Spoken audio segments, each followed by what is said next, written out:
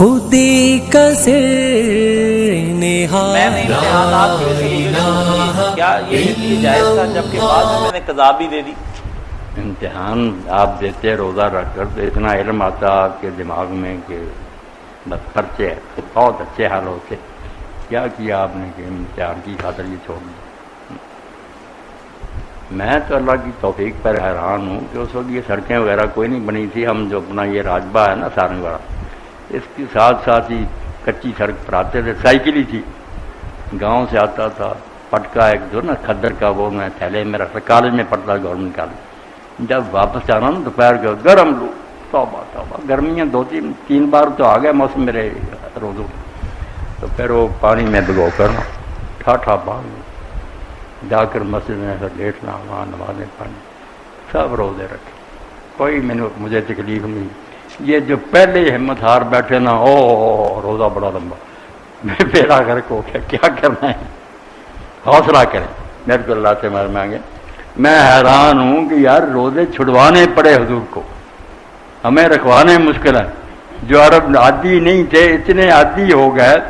مزہ آیا کہ صوم وصال رکھنے لگے، نہ شام کو افطار کرنا نہ سحری کھانی، یعنی دن بھی روزہ، ساری رات بھی پھر روزہ، اگلا روزہ بھی ساتھ ہی جوڑ دینا. رات کو بھی کسی وقت ایک ذرا نہیں کھانا نہ پینا. اس کو صوم وصال کہتے ہیں. نبی علیہ السلام تو رکھتے تھے، صحابہ کرام بھی رکھنے لگے. تو حضور نے کہا کہ تم نہ رکھو، میری نقل نہ اتارو. ٹھیک ہے میں بشر ہوں مگر اللہ تعالیٰ مجھے طاقت دیتا، کھلاتا پلاتا. اگر ہم یہ سمجھیں کہ رات کو کھانا اتراتا کھا لیتے تو پھر تو صوم وصال نہ ہوتا. آپ نے کہا صوم وصال تو ہے میرا کہ کئی دن کا لگاتا، مگر اللہ تعالیٰ مجھے روحانی طاقت دیتا. اتنا حوصلہ. تو لوگ بعد نہیں آئے. پھر چاند چڑھ گیا تو آپ نے فرمایا چلو تمہاری جان چھوٹ گئی، ورنہ میرا ارادہ تھا کہ تمہیں مزہ دکھاؤں کہ لگاتار رکھتا ہی رہوں، پھر تمہیں پتہ چلے گا کہ یہ روزہ رکھنے. اب بھی ہمیں اجازت ہے کہ کوئی شخص اگر یہ رکھنا چاہے نا، کچلنا چاہے نفس کو، تو سحر سے سحر تک، شام کو نہ افطار کرے، ساری کھا لے، پھر جا کر ساری کھا لے، رات بھی روزے میں گزرے. یہ صحیح بخاری میں آتا ہے. تم اگر زیادہ محنت کرنا چاہتے ہو پل یواز سحر سے سحر تک لگاتار رکھ. تو اتنا ہوا کہ روزے رکھوانا کہا ساریاں کہو، مانتے ہی نہیں. حضرت عبداللہ ابن زبیر اللہ 15 دن کا روزہ رکھا، نہ رات نہ دن، کچھ نہیں کہا. اور طاقت اتنی کہ جب کیسر روم نے بھیجا پیروان اپنا کہ لاؤ مسلمان کوئی پیروان، تو عبد المرگ نے کہا اب اس کا مقابلہ کون کرے گا؟ سب ہار گئے، بڑے بڑے کٹڑ. عبداللہ بن زبیر نے کہا مجھے میدان میں کہا لے آئے پہلوان. 15 دن کرو. تو طاقت بھائی کھانے سے نہیں بنتی ہے، جانوروں کی طرح کہ موٹے ہو گئے، چربی آ گئی، کچھ. جی تیری خاک میں ہے اگر شرر تو خیال فکر و گناہ نہ کر، کہ جہاں میں نانے شعیر پر ہے مدار قوت حیدری. علی کی طاقت کا راز کیا تھا؟ جاؤ کی روٹی کھاتا تھا، خشک، مگر دنیا کانپتی تھی اس کے نام. تو جو کھاتے ہی رہتے نا وہ جانور ہی بن جاتے، کچھ نہیں، کھانا کم کرتے جاتے.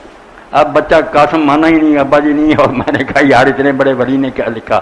اور کہا میرے سامنے شعر لکھا اس نے، امام عبدالوہاب شعرانی، کہ میں خلیفہ طاہر سے ملا، 20 سال ہو گئے تھے، نہ اس نے کھایا تھا نہ پیا تھا، اور اتنی طاقت تھی کہ کسی آدمی نے.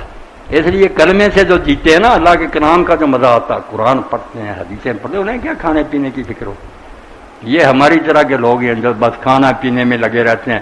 یہ جتنا بڑھاتا جائیں پھر بڑھتا جاتا، ویسے بن جاتا. اگر کم کرتے جائیں روزانہ تھوڑا تھوڑا، آپ دیکھیں گے بس ایک دانے پر گزر ہو جائے.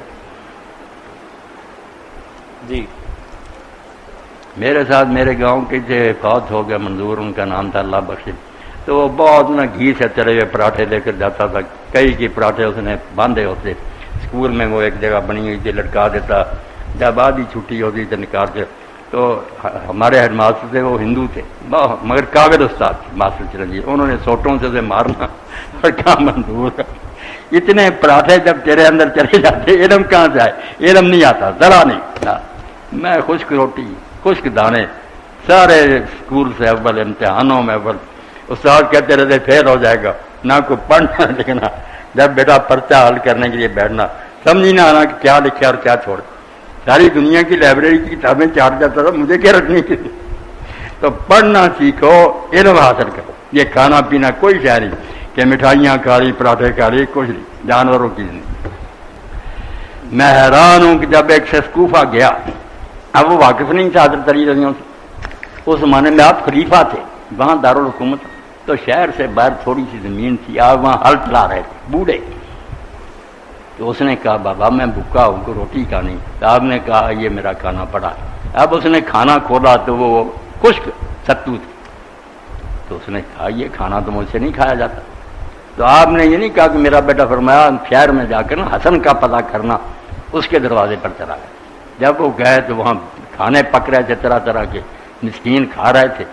تو اس نے حیران ہو کر کہا کہ حضرت میں نے ایک باہر بوڑھے کو دیکھا وہ ہل چلا رہا اور اس کے بعد ستو تھے. جس شہر میں یہ کھانے غریب کھا رہے ہیں اس کو کیوں نصیب نہیں ہوتے؟ تو حضرت حسن رضی کی آنکھوں میں آنسو آ گئے. انہوں نے کہا بھائی وہ کسان نہیں تھا, میرے والد نے وہی خلیفہ اور امیر المومنین ہے, اور بے سطح پر اس لیے آپ کو رکھتے ہیں کہ ادنا سے ادنا غریب جو ہے نا اس کا انہیں پتہ رہے.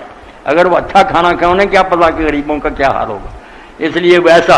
اور اس کو بھی آپ سیل کر کے رکھتے, ستو جو ہے نا وہ بند کر کے نا تھیلی اس پر اپنی مور لگاتے. لوگوں نے کہا اس کو کس نے چوری کرنا, یہ تو کھایا ہی نہیں جاتا. تو کہا نہیں, حسن اور حسین سے ڈرا ہے کہ وہ کہیں مجھ پر ترس کھا کر نہ اس میں کوئی گھی یا شہد نہ ملا دے, اس لیے میں خشک رکھتا کہ جہاں میں نان شعیر پر ہے مدار قوت ہے. اب ان دنیا کے لالچیوں کو کیا پتا ہے کہ یہ مقام ہی اور جی کمی کرنی شروع کرنے کھانوں میں انشاءاللہ نور ہی نور ہو جائے گا, سینوں میں بھی علم بھی آئے گا, ذکر میں برکت ہوگی. کھاتے ہی جائیں, یہاں تک آ جائے کھانا کیا نہ صبح جاگ سکتے ہیں. سبحان ربك رب العزة عما يصفون وسلام على المرسلين والحمد لله رب العالمين وصلى الله على سيدنا محمد وعلى آله